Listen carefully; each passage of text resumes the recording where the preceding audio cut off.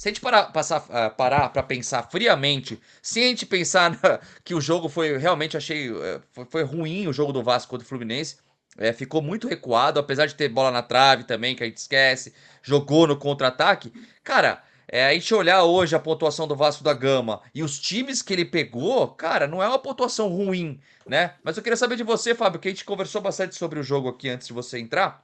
O que você achou dessa atuação do Vasco da Gama? Se foi muito retraído, se... Porque, cara, assim, por mais que o Vasco defendeu bem, mas o melhor em campo foi o Jardim. Ou seja, não foi só o Vasco correu perigo no jogo também, né? Então, assim, a forma como o Barbieri armou o Vasco, talvez entendendo a diferença técnica para o adversário, não me incomoda. O que me incomoda é a proposta do jogo. Vou explicar por quê. O Vasco recupera a bola, como todo adversário, né? Você tem dois times em campo. Um time te ataca, uma hora você vai ter a bola. Quando você tem a bola, você tem que trabalhar essa bola. E o Vasco que fazia, pegava e pum, porrada na frente. Se vira aí, Pedro Raul, sai na porrada em cima com o Felipe Melo. Se vira Alex Teixeira. Pô, o Vasco tem jogadores para sair tocando. Você tem os dois laterais, você tem o Jair, você tem o Andrei. Por que não sai tocando a bola? Eu sinto falta disso. Então, assim, o Fluminense ter a maior posse de bola não me incomoda. Ontem no Newton Santos, eu fiz o jogo Botafogo e Atlético Mineiro. O Botafogo teve a menor posse de bola em relação ao Atlético. Se eu não estou equivocado, acho que foi 64 a 36% posse de bola. Só que o Botafogo, no segundo tempo, somente no segundo tempo, chutou 10 vezes no gol do Galo. O Fluminense. Galo chutou Ah, não, uma. você tá falando do outro jogo. Não, estou dizendo que posse de bola não quer dizer muita coisa. Aham, Você sim, tem que sim. somar as tentativas de gol, as chegadas. Então, ter a posse de bola não me incomodaria o Fluminense ter. O Fluminense fechou o jogo com 60% de posse de bola, o Vasco 40%. Sim, mas. Mais Oi? até. Chegou a 70. Chegou a 70, mas que fechar 70-30. Mas se você dissesse para mim, não, mas o Vasco atacou, criou Teve uma seis chances de trocação, né? perigo. Ô, Não Fábio, teve. a gente conversou isso no pós-jogo, né, no último sábado, fizemos um pós-jogo aqui bem bacana. A gente conversou sobre isso. Eu até acho que há uma tendência de favoritismo ao Fluminense, né, pelos últimos resultados, pelo estilo de jogo. Mas se você tem uma estratégia de se defender, você tem que ter uma estratégia para sair para o jogo.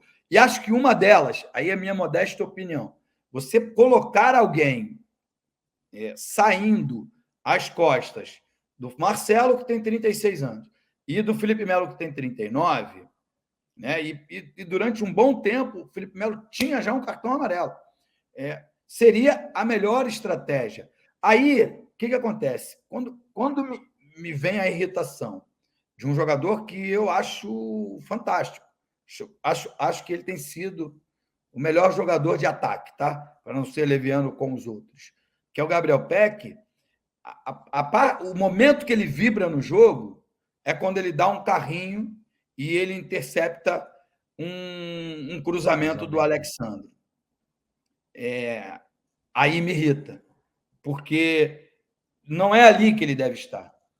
Ele deve vibrar com um lance lá na frente, sabe? E aí você quando ele sai, entra o Figueiredo está mais ao lado do Pumita Rodrigues do que como segundo atacante lá ao lado, naquela ocasião, do Egnaldo. Então, eu também concordo com você. O Vasco tem qualidade, por isso que eu discordei, quando eu não botei o Orediano porque entendi que o jogo não era desse nível. O Herediano tem bom drible, bom passe. Então, ele poderia ser ele no lugar do Andrei. Quando a bola bate no pé dele, com o espaço que o Fluminense estava dando em algum momento para o contra-ataque, tanto que chegou um momento que eu achei que o Vasco ia ganhar. Nos últimos 10 minutos ali, falei, vai ganhar. O Fluminense tinha apenas um zagueiro e 4 atacantes. Na ocasião tinha João Kennedy, Lelê, Arias e Cano. Ganso.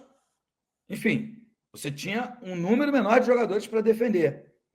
E aí, cadê a estratégia para o contra-ataque, para você tentar vencer o jogo? Porque Não pode. Os resultados são ótimos, com exceção ao jogo do Bahia? Sim, sim.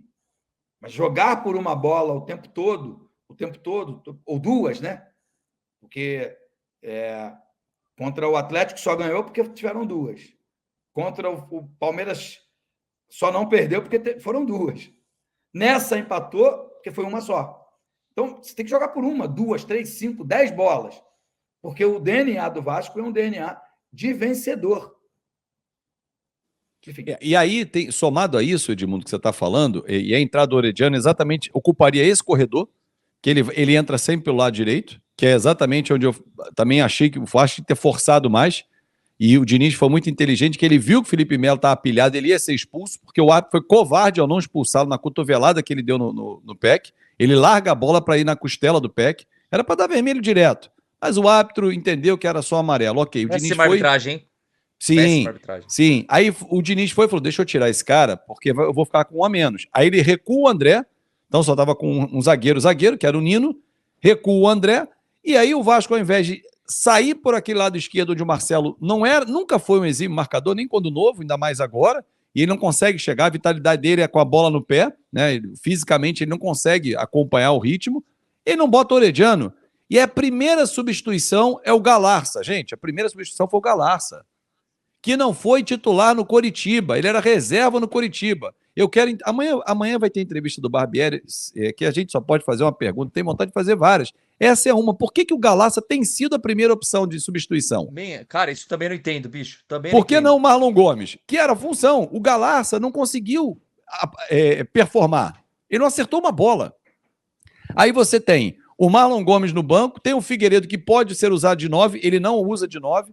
Isso que você falou, Edmundo, concordo plenamente. O PEC pode até vibrar, eventualmente, quando ele for ajudar, mas ele vem sempre ajudar. E aí ele sai porque cansar. E se eu tiver essa oportunidade, de várias perguntas que eu quero fazer, talvez eleja essa para amanhã. Por que o Vasco está cansando no segundo tempo? Não venha me dizer que é um time muito intenso, porque mais intenso que o Fluminense não é, mais intenso que o Palmeiras não é, e o treinador hoje tem a oportunidade de fazer 5 substituições. Então ele pode dar uma revigorada fisicamente no time. Ele tem 5 oportunidades para fazer isso. Se o Vasco consegue ser, no segundo tempo, uma presa fácil e fisicamente cansa, o Jair é um exemplo disso. Isso já acontecia no Atlético. E reparem, ele cansa, ele começa a atrasar a passada, ele chega atrasado nas jogadas, mas ele só vai sair, como foi no sábado, aos 28 do segundo tempo. É muito tempo para o cara que não está conseguindo te entregar a intensidade do jogo. E aí o Vasco... para o adversário que amassa, que o Fluminense amassa, é assim, o Atlético fez isso com o Vasco, a nossa sorte, Edmundo, Gui e amigos, é que nesses 3 jogos nós saímos na frente. Porque quando a gente saiu atrás, a gente não conseguiu achar essa bola, jogar por uma bola, porque a gente teve chance contra o Bahia, mas aí não teve eficiência. Então, o meu temor é quando sai atrás. Ano passado foi assim, a gente virou um jogo na Série B. Não é possível. Quantas absurda, né, para propor. Sim, quantas vezes o Edmundo ouviu, o time da virada, o Vasco é o time da virada, é o time do amor. É o time do amor, da virada não está sendo mais. Do amor continua incondicional do seu torcedor, que foi encurralado no Maracanã.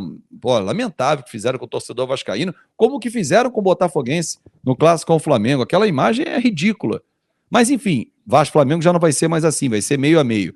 Mas assim, eu não consigo entender alguns pontos. O trabalho do Barbieri é bom? É.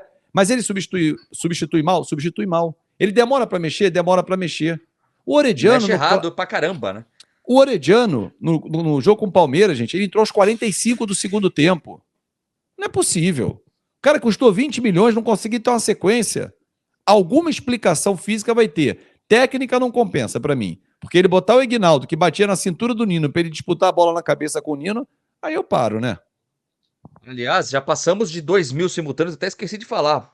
Um bom tempo, obrigado a todo mundo que tá aqui com a gente. Vou pedir like, gente. Curte o vídeo, se inscreve nos canais, se inscreve no Fanático Vascaíno, no Mundo Ed, não importa onde você esteja. E se der para compartilhar, olha lá, 2.200 quase simultâneos aqui. Então, obrigado a toda a audiência, mas não se esqueça de deixar esse like que ajuda bastante a gente.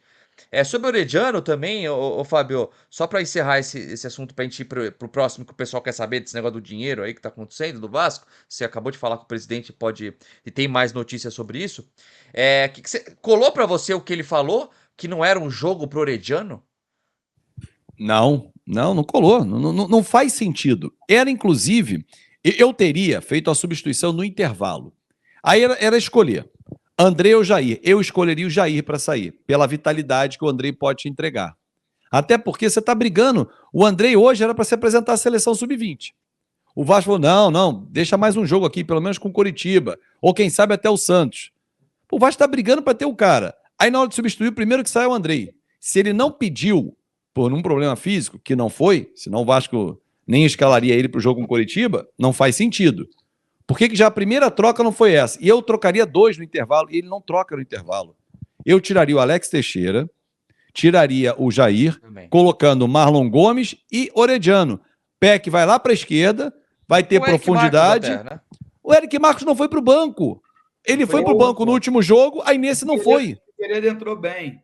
Não, entrou bem. Ou o Figueiredo,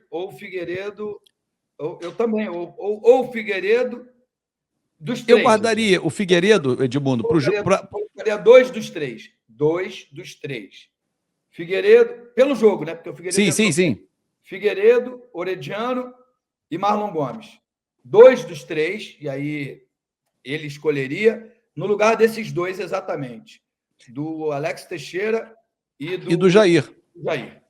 E aí, se ele quer substituir o Pedro Raul, que eu também não entendi, que o Pedro Raul fazia uma boa partida, eu botaria o Figueiredo na vaga do Pedro Raul. Ele não bota. A primeira opção é o Ignaldo, foi assim no Clássico, e depois o Juan Cruz. Gente, eu não consigo entender o Juan Cruz ter oportunidade como centroavante ou como por dentro e o Figueiredo não ter essa oportunidade. É por isso que eu estou dizendo, amanhã é uma entrevista coletiva e assim, você já participou de inúmeras, o Edmundo como entrevistado na maioria das vezes, você, Gui, fazendo as perguntas. Infelizmente, torcedor, a gente só pode fazer uma. Vou te fazer 2 perguntas, no máximo você consegue juntar 2 em uma para o cara responder, mas olha quantos temas... E às vezes ele não responde. Quantos temas a gente tem para tratar, enfim, porque são curiosidades mesmo, assim, tem que ter uma explicação. Por que fisicamente o Vasco não está conseguindo jogar? E não é uma avaliação única, só você que está vendo isso, não.